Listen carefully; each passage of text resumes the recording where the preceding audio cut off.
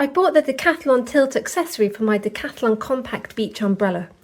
This clever device allows you to tilt Decathlon parasols, which is especially useful to allow you to continue to have shade throughout the day.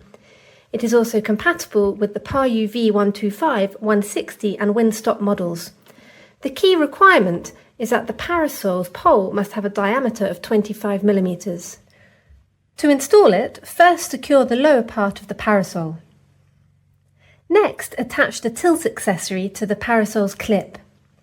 My compact beach parasol has 3 clips.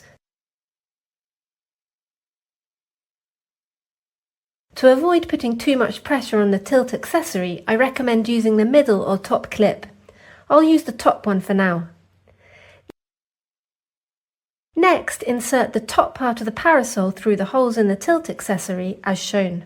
Finally, tighten the screw on the tilt accessory to secure everything in place.